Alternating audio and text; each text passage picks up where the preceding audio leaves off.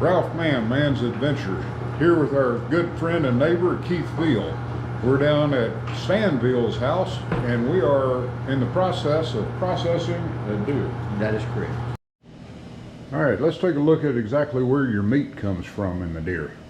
Okay, you got your neck meat. A lot of that is just ground, your ground deer. Your front shoulders, that's mostly ground unless you leave them whole. A lot of people will leave them whole, smoke them. I did that in the video. We can link that down below. Okay. The ribs, a lot of people overlook the ribs, but if you look, there's a ton of meat. A lot of people leave them alone, but when we cut them, we do like short ribs, and you can smoke them along with your shoulder for barbecue, and then they are fall off the bone. Your tenderloins, you've heard of the word tenderloin. These are your tenderloins right here. That's the most tender piece of meat in the entire deer. They're not that big. Your hams, a lot of your hams, people say that they want some deer steak, deer jerky. Some of these larger muscle groups, that's where you get your deer steaks. They're not as tender as, let's say, the back strap, which we'll get to in just a second, but that's where your steaks and stuff. And you pull some good roast off of there as well. Absolutely. Stew meat, a lot of people are asking for stew meat right now to can after deer season, but a lot of that kind of stuff comes from your hams.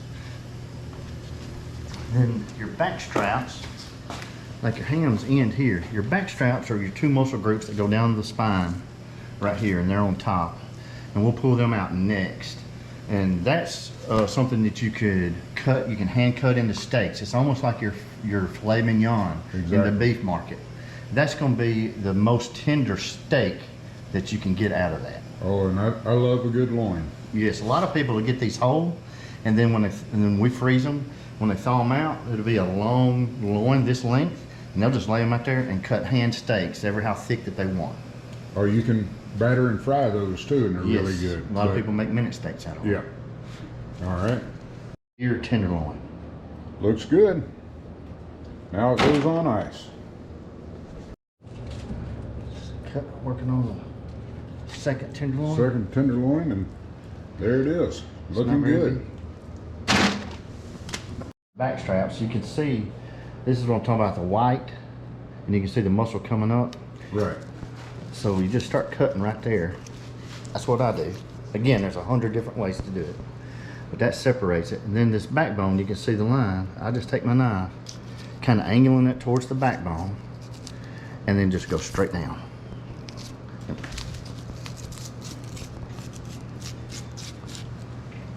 And it takes a couple of passes a lot of times. And essentially you're cutting on either side of the spine. That is correct. Both sides of the spine. Just trying to get it away from it.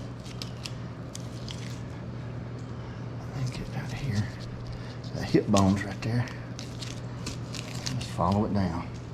And then you can kind of come in here and start separating it from the back. And this is it's going to be separating from the top of the ribs. When you go to a restaurant and you get like a beef tender, a beef like a tenderloin or beef filet steak, that's where this is coming from. A lot of meat markets on beef, they'll cut this way. This is where you get your porterhouse. This is the small side of the porterhouse steak or T-bone steak. And you just take and work your way down the spine there, and then work it from the other side. Sometimes you can run your fingers down through there and loosen it up. Yeah. This is just like that. Just like that. And then I'm just working my way. The knife blade is kind of facing the ribs. You can see the rib bones right here. Right. So we're not leaving a ton at all. And what is left that's going to be cooked with the ribs? That's right. We'll smoke them. And you can just pull. What I like to do is come right here. You can see that. No, go ahead. Yeah. You can see that muscle right here. Right. So that kind of tells you where this starts and the ribs begin. So just to help me, I'll go ahead and cut down. That's tough. It's on there. There we go. And that's a nice big long piece of meat right here. Mm-hmm. Then I'll come in here.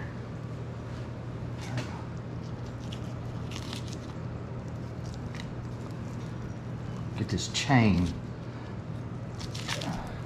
on the side of a deer backstrap, a beef fillet, anything. There's a chain. Get that cut. Now we're getting into the shoulder, but you can see how this membrane goes down through there. Right. So if I can get this out of the way, I can come in here and just cut across. There's a couple of little things right there. There we go. And then There is your back strap, tenderloin or back strap. And you want to clean this stuff off. This is silver skin. You just get your knife and get up under it, and then just skin down and pull that off. Absolutely. Before you cook it. Got the other back strap coming off. And I'm just nicking it with the tip of my knife.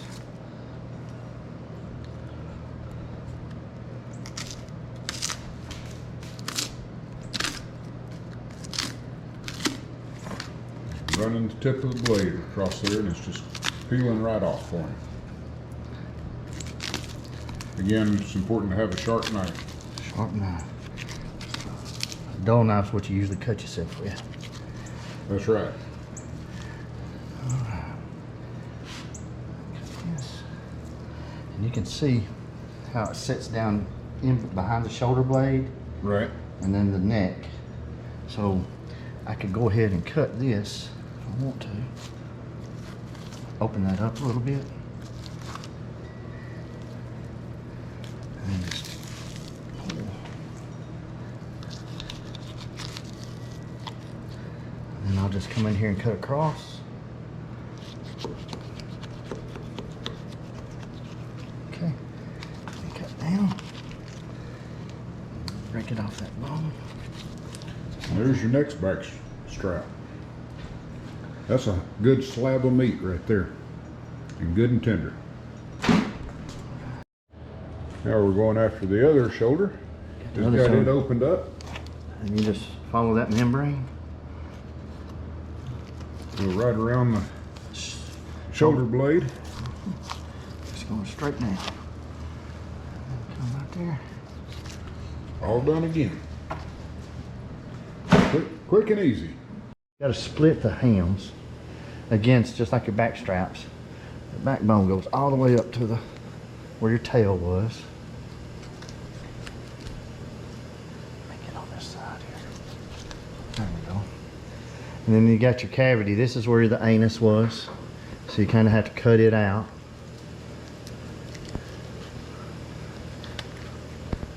And of course, you got to get your hands dirty. And it's hard to process a deer without getting your hands dirty. That's right. And that'll just, for the most part, pop out as we're going. Just like that. Just like that. I see light through the hole. Yeah. And it just pulls out.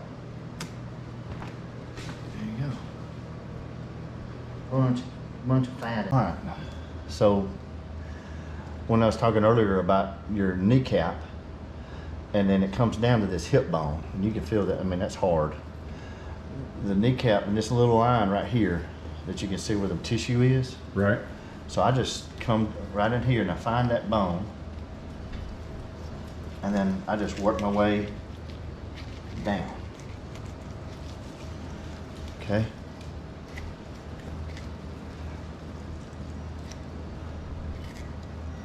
And you can see the white part of the bone.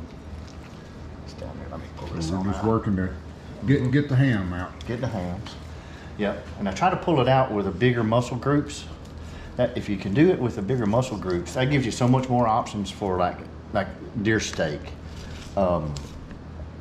deer jerky, deer minute steak, things like that. So I'm cutting across the kneecap, and then you can see where that bone kind of works its way Right. And I'm just following it where I cut, right down towards that bone.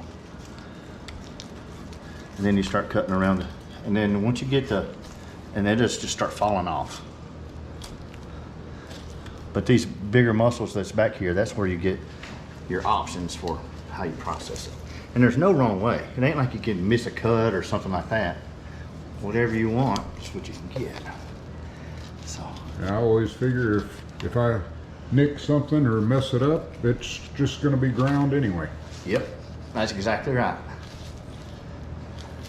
So all these little tendons and little things that attach the meat. And then you can see how we had come back here. And then that goes like that. And then I just work my way around. Now this is gonna fall a little bit. I gotta cut that muscle. Okay, I left it good. I was talking about not cutting that tendon Yeah. earlier, so I left it whole, the calf. So that way we didn't have half the deer fall off on the floor. That's right. That's right. Now I just kind of, as a habit, what I do is I come right here and start working on this part, getting it away from that hip bone. And come right here. You just have to feel that hip bone with your knife blade. And Right. see, I'm pulling this all off as one big thing. There's a bunch of different muscle groups in here. You can kind of see it right here. There's a big muscle here, a big muscle here, and then behind this, there's another big muscle. You get three, okay? And so you Right. can do, that gives you all your options when you start cleaning these and separating these big muscles on how you want to cut your stuff or what you have available to cut. Or you can just cut it off or just ground, just throw it in the, clean it up, throw it in the grinder and make deer burger out of it. Deer burger, deer sausage, summer sausage, Oh yeah. Jerky. jerky. So I'm just working it around this hip bone. Well, Taking my time, try not to cut nobody. and the last time when I did mine less than a week ago, I just took the whole quarter off, put it in ice chest, but this way you don't have as much bone and it doesn't take up as much space in the ice chest. That's right. And then I like it. I'm just letting the weight of the ham. I just stuck it, I cut the kneecap, and I come back down. You just follow that bone with the tip of your blade. Then I'll switch hands, do the same thing, just pulling that meat off that bone. That way you can take all the meat off without even having to Exactly. mess with the hindquarters. I mean, you're taking the hindquarters, but you're doing it without leaving the bone in. There's your calf. I've got to cut around this so it don't fall.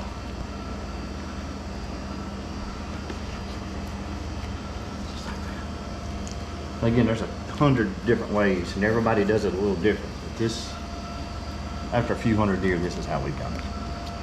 Yeah. Everybody picks their way, and Whatever works for them.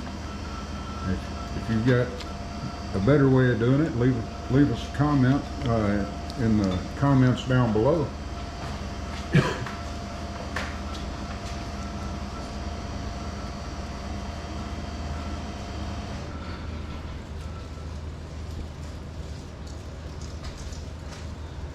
Just falling off of there.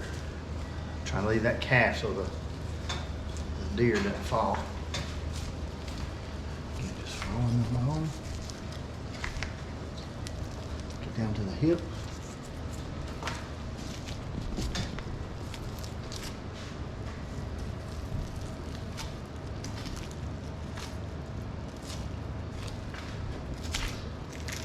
Gotta get ready to catch it.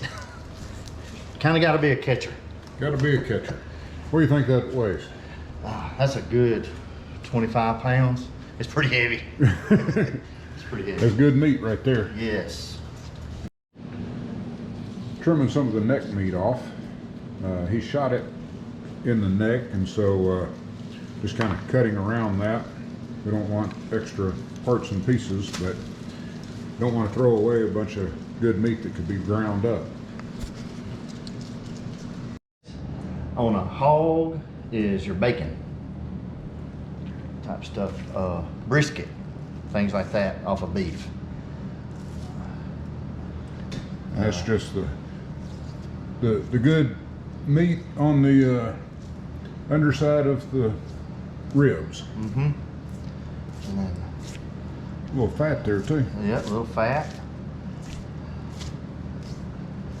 And some people will save that fat to mix in with their ground, but Some people make this, you can make soap out of this fat, candle wax out of your other tallow and stuff that's in there. you could even render that down and have tallow for cooking. Yep, exactly. All right, next up we're gonna cut the ribs. All right, he's marked on the inside here, ran a knife up as to where he was planning on cutting. He's gonna cut both sides, and that way you get some good about 8-inch ribs or so. Try not to let anything go to waste.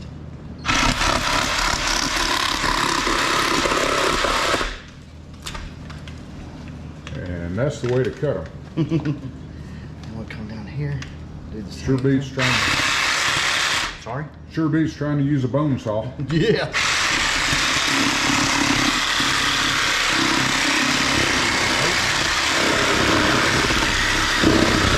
Okay. Oh, put it on the other side. All right. Once you cut it, all you gotta do is just find your bone where your bone stopped, and just come around. Slice right down the bone, and there's a nice rack of ribs. Your ribs. So. Looks good.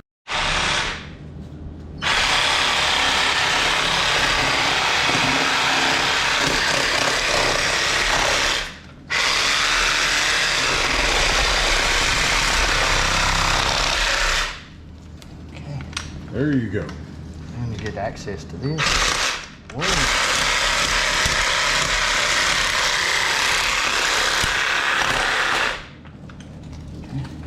Hang.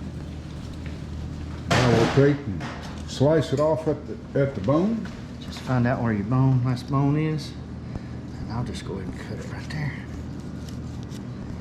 There's another good rack of ribs.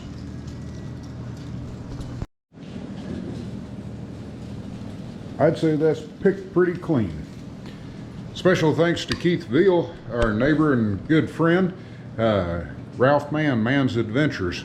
If you got comments, go ahead and share them. Be sure and give us a thumbs up. Hit the like button and the notification bell. You'll be notified when we put out other videos. But great job, Keith. Thank you.